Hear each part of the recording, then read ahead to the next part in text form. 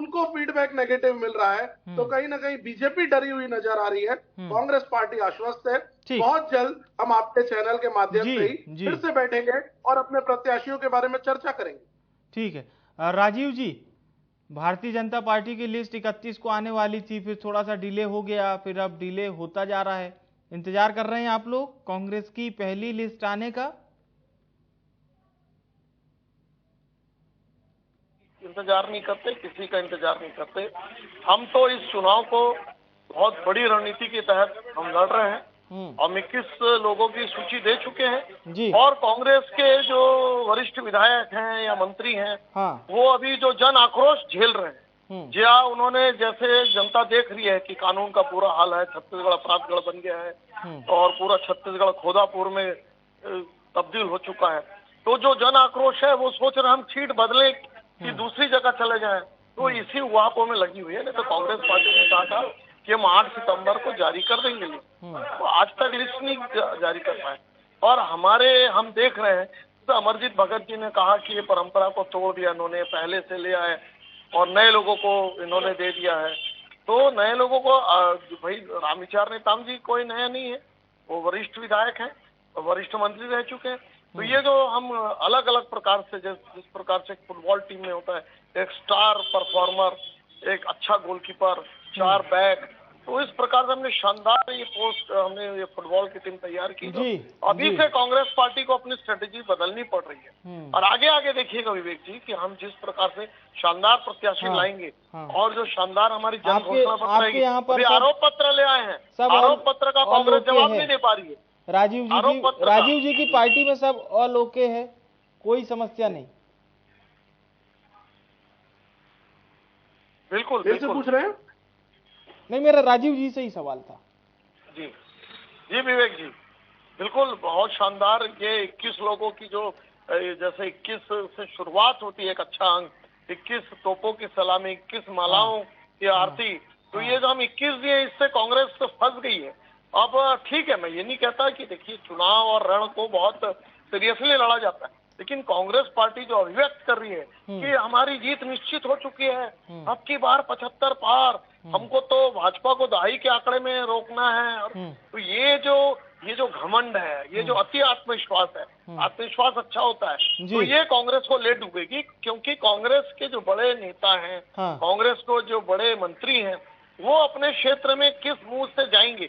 अभी तक पुलिस के संरक्षण में लाल फीता काट रहे थे और जो झूठी काम कर रहे थे, तारीख नहीं बता रहे थे कि शराबबंदी होगी, तारीख नहीं बताएंगे, और तमाम तरह के काम जो जिस प्रकार से रोज चोरी, अपहरण, बलात्कार, जो लालू यादव का जो चारा घोटाले का राज था 15 वर्ष का, जो अपराध और सरकार की तरफ से संयुक्त अपराध होते थे, अपहरण उद्योग बन गया था, उसी तर्ज पर आज छत्तीसगढ़ में कांग्रेस ने 5 साल में छत्तीसगढ़ को उस स्थिति में लाके खड़ा किया है, जहां चोरी, गड्ढे, अपहरण, एक बलात्कार, एक नित नहीं जो ये चल पड़ी है। तो उससे जनता, हर तरफ की जनता अजीज आ चुकी है और केवल लिस्ट का इंतजार है। जिस दिन चुनाव होगा विवेक जी, उस चुनाव में भारतीय जनता पार्टी की जीत निश्चित होगी। अभी तो हम 21 रणबांकुरों के उतार चुके हैं और आने वाले समय में जब उतारेंगे तो कांग्रेस पार्टी की हाल देखिएगा। हम शुभकामना देते हैं आपके चैनल के माध्यम से, आगे आगे होता है, देख क्या होता है। चलिए ठीक है राजीव जी, आप बहुत अच्छा अपनी पार्टी को डिफेंड करते हैं, इतना तो विचार से पता चल जाता है। रवि जी, मैं आपके पास आना चाहूंगा और एक सीधा सवाल आपसे ये रहेगा कि देखिए रूलिंग पार्टी हैं आप और इतने समय के बाद सत्ता वापसी हुई, कांग्रेस पार्टी में भी अंदर खाने से ये खबर सामने आ रही है कि कुछ बड़े नेता हैं जो स्वयं चुनाव नहीं लड़ रहे हैं, लेकिन वो अपने समर्थक को या अपने घर के किसी मेंबर को चाह रहे हैं। तो क्या इस तरह के कुछ जो बातें सामने आ रही हैं, ये आप लोगों के लिए चिंता का विषय बनी हुई है? देखिए, मैं कहना चाहूंगा कि कोई भी अंतर्कलह नहीं है, कोई भी इस तरह की बातें सामने नहीं आ रही हैं। सारे के सारी प्रक्रिया लोकतांत्रिक तरीके से हो रही है। ब्लॉक से आवेदन लिए गए हैं और जो आगे बढ़ के अभी स्क्रीनिंग कमेटी तक पहुंचे हैं। भारतीय जनता पार्टी जो लोकतंत्र की गुहाई देती रहती है, क्या लोकतांत्रिक प्रक्रिया इन्होंने अपनाई? इन्होंने ये कहते रहते हैं कि किसी भी रिश्तेदार को टिकट नहीं देंगे, भाई भतीजावाद नहीं चलेगा, परिवारवाद नहीं चलेगा। लेकिन रमन सिंह जी के रिश्तेदार को इन्होंने टिकट दी है। रमन सिंह जी के बेटे, जब रमन सिंह जी मुख्यमंत्री रहते हैं तो उनके बेटे को सांसद की टिकट मिल जाती है। तो भारतीय जनता पार्टी न तो कोई लोकतांत्रिक प्रक्रिया अपनाती है, न उनके अंदर जो परिवारवाद की बात करते हैं वो फॉलो करती है। तो कथनी और करनी में भारतीय जनता पार्टी में बहुत ज्यादा फर्क है। कांग्रेस पार्टी लोकतांत्रिक पार्टी है। हमारे राष्ट्रीय अध्यक्ष भी लोकतंत्र से चुने गए राष्ट्रीय अध्यक्ष है, वर्तमान में मल्लिकार्जुन खड़गे जी, जो अभी छत्तीसगढ़ आए भी हुए हैं। तो मैं यही कहना चाहूंगा, कोई भी प्रकार की अंतरकलह नहीं है। सारे नियमों से, ग्राउंड जीरो से आवेदन लिए जा रहे हैं और एक एक करके सारे आवेदन के ऊपर चर्चा हो रही है। जिन जिन लोगों ने भी अपने आवेदन दिए हैं, जो भी लड़ने के लिए इच्छुक है, उसके ऊपर सर्वे किया जा रहा है। उसके ऊपर से इंटरनली एक्सटर्नली सारी चीजें, रिकॉर्ड्स खंगाले जा रहे हैं। समय लगता है विवेक जी, कोई भी चीज आती है तो फिल्टर करते हैं, देखते हैं कि कौन जीतने योग्य प्रत्याशी है, किसके अंदर और हमको नई चीजें मिल सकती हैं। युवाओं का हम कह रहे हैं कि हम 50% युवाओं को टिकट देंगे। तो महिलाओं को हमने भागीदारी दी है। हमारे अंदर NSUI है, हमारे अंदर युवा कांग्रेस है, हमारे अंदर मेन कांग्रेस है।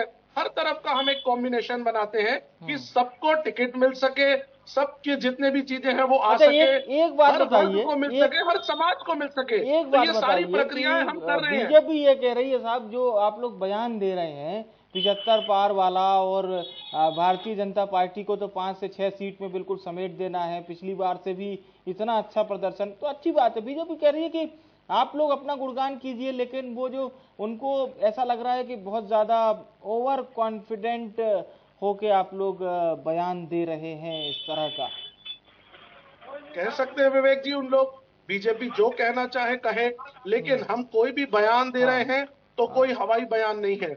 90 में 87 से ज्यादा जगहों पे हमारे माननीय मुख्यमंत्री जी घूम के आ चुके हैं, जनता का फीडबैक ले चुके हैं।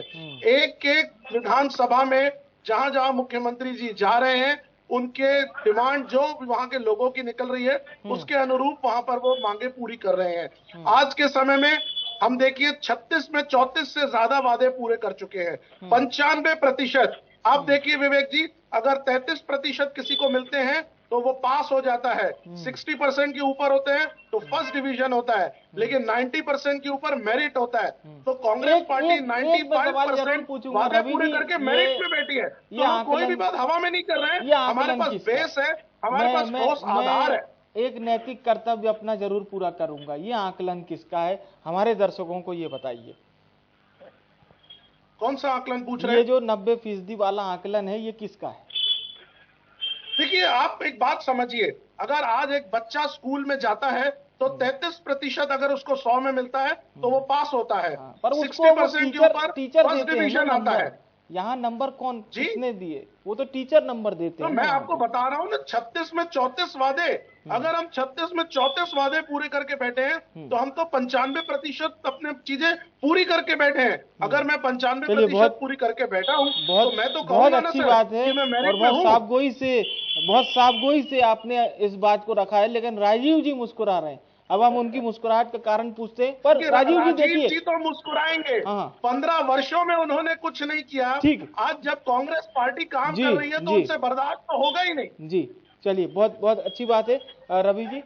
राजीव जी, आपको लगता है 90% से ज्यादा काम पूरे हुए? 34 घोषणाएं, जो 36 घोषणाओं में से 34 पूरी हो गई, काम चल रहा है, जारी है, जनता को बेनिफिशियर मिल रहा है, फायदा मिल रहा है जनता को।